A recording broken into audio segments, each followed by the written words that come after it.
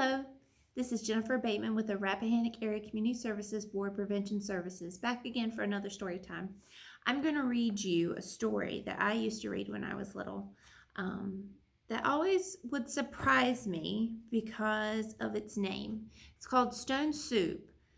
And I always used to laugh at that because who wants to eat a soup made of rocks? But it has a good story to it, and it has a good moral, and a moral is a lesson you learn from a story. And we'll see if you guys get the moral by the end of the book. Okay? So Stone Soup by Marcia Brown, and let's go.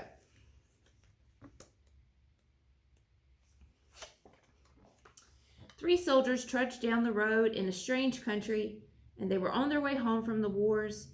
Besides being tired, they were hungry. In fact, they had eaten nothing for 2 days. Imagine how hungry you would be. My children are hungry after 2 hours.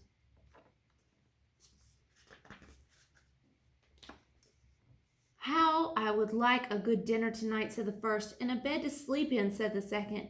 But all that is impossible, said the third. We must march on. And on they marched. Suddenly ahead of them they saw the lights of a village. And maybe we'll find a bite to eat there, said the first. And a loft to sleep in, said the second. No harm in asking, said the third. And now the peasants of that place feared strangers.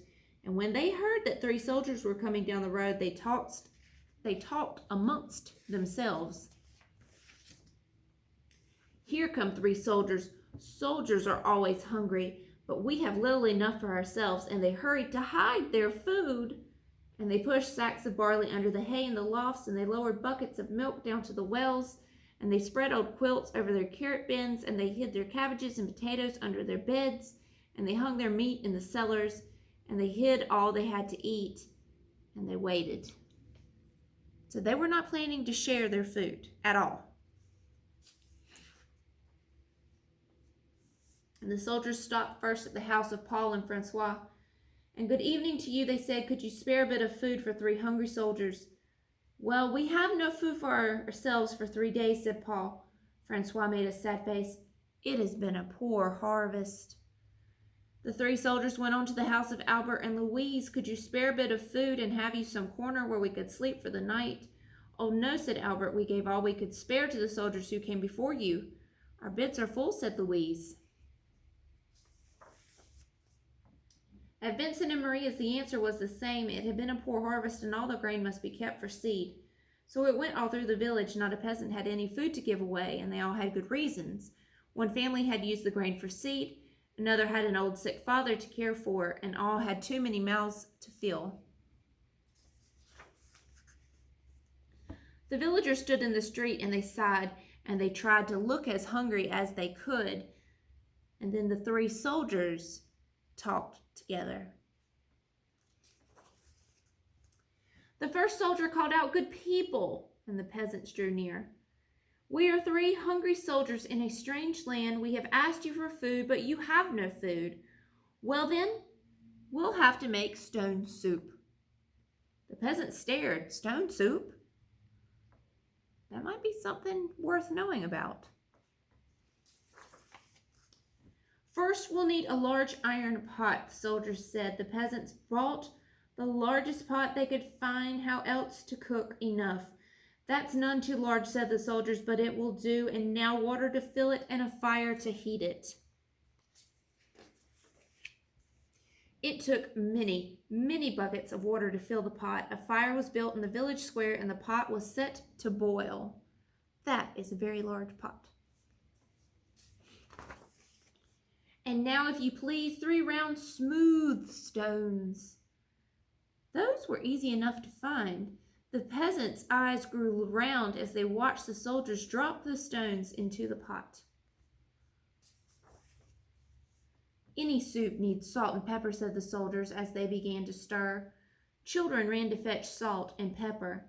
Stones like these generally make good soup, but oh, if there were carrots, it would be much better. Well, I think I have a carrot or 2, said Francois, and off she ran. And she came back with her apron full of carrots from the bin beneath her quilt. A good stone soup should have cabbage, said the soldiers as they sliced carrots into the pot. But no use asking for what you don't have. I think I could find a cabbage or two somewhere, said Marie, and she hurried home. Back she came with 3 cabbages from the cupboard under her bed. If only we had a bit of beef and a few potatoes, this soup would be good enough for a rich man's table. The peasants thought that over. They remembered their potatoes and the sides of beef hanging in the cellars, and they ran to fetch them. A rich man's soup, all from a few stones? It seemed like magic. Ah, sighed the soldiers as they stirred in the beef, the potatoes. If only we had a little barley and a cup of milk, this soup would be fit for the king himself. Indeed, he asked for just such a soup when he dined with us. The peasants looked at each other. The soldiers had entertained a king? Well, but no use asking for what you don't have. The soldiers sighed. The peasants bought their barley from the lofts, and they brought their milk from the wells, and the soldiers stirred the barley and the milk into the steaming broth while the peasants stared. At last the soup was ready. All of you shall taste, the soldiers said, but first a table must be set. Great tables were placed in the square, and all around the torches were lit. Such a soup! How good it smelled, and truly fit for a king. But then the peasants asked themselves, would not such a soup require bread, and a roast and cider? And soon a banquet was spread, and everyone sat down to eat. Never had there been such a feast, and never had the peasants tasted such a soup, and fancy, made from stones.